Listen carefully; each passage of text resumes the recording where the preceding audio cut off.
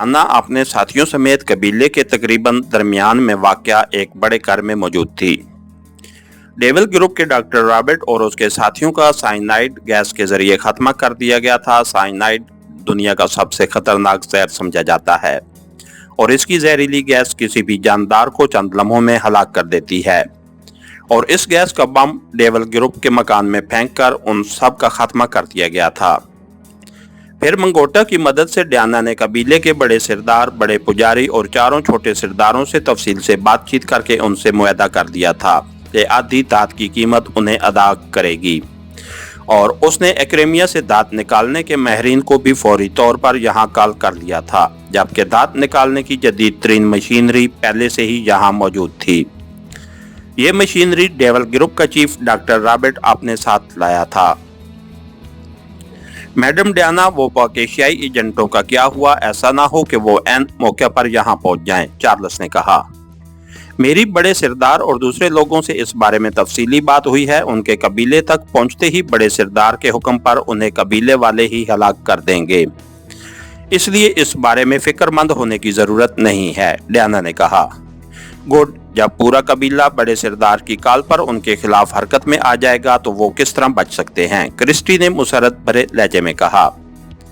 हाँ, पूरे कबीले के सामने वो क्या कर सकते हैं? कबीले वालों के हाथों मरना उनका मुकद्दर हो चुका है, डियाना ने भी मुसरत भरे लहजे में कहा। फिर इससे पहले कि मजीद कोई बात होती, मंगोटा मकान में दाखिल हुआ। उसके पीछे 4 लंबे कद और भारी जिस्म के अफराद थे। ये मादनियात निकालने के माहिर थे जो एक्रेमिया से हवाई जहाज के जरिए करीबी टाउन पहुंचे और फिर वहां से हेलीकॉप्टर के जरिए यहाँ पहुंचे थे। उनका सरबराह डॉक्टर हेनरी था। उसने अपना तारुफ कराया तो डियाना ने अपना और अपने साथियों का तारुफ कराया और फिर उन्होंने वहां बैठकर शराब पी। इस दौरान डियाना ने उन्हें तफसीली सूरत हाल बता दी।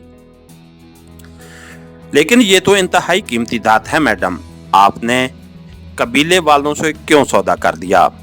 इसका तो एक जरा बेहद कीमती है, डॉक्टर हेनरी ने कहा।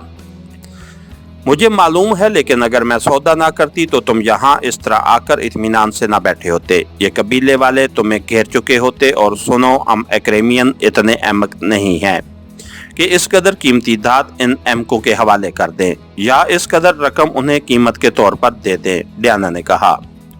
तो फिर आपका मंसूबा क्या है? डॉक्टर हेनरी ने कहा। जैसे ही तुम कामयाब हो गए तो हम सब मादनियात समेत हेलीकॉप्टर के जरिए यहाँ से किसी टाउन और फिर वहाँ से चार्टर्ड तैयारे के जरिए एक्रेमिया चले जाएंगे। फिर कबीले वाले हमें तलाश करते रह जाएंगे, डियाना ने कहा।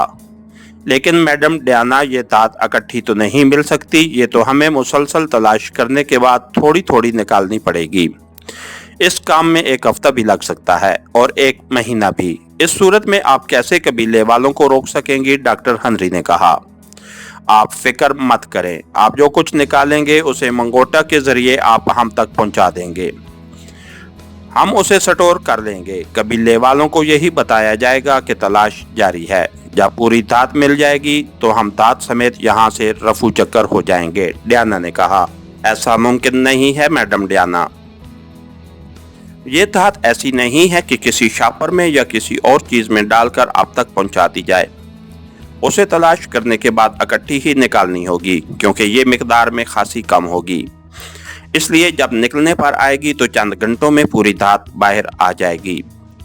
फिर वो काई के सब्ज बैग्स में डालनी होगी। इन बैग्स को संभालने के लिए पैराशूट कपड़े के मखसूस बैग चाहिए जो हम साथ ले आए हैं।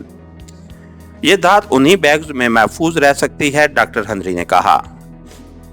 ठीक है, आप काम करें। जब तक आप वहाँ काम करते रहेंगे कबीले वाले और उनके सिरदार और पुजारी सब मुतमईन रहेंगे। और जब काम खत्म होने वाला होगा तो हम हेलीकॉप्टर को वहाँ पहाड़ियों पर ही कॉल कर लेंगे और फिर धात के बैग्स हेलीकॉप्टर में रखकर हम प्रवास कर जाएंगे और मिशन मुकम्मल, डियाना ने कहा। तो डॉक्टर हेनरी और उसके साथियों ने इस बात में सर हिला दिए।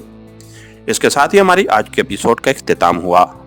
कहानीकार चैनल को लाइक कीजिए, सब्सक्राइब कीजिए और बेल आइकन को प्रेस कर दीजिए ताकि हर आने वाली नई वीडियो आप तक बर वक्त पहुंच सके। शुक्रिया।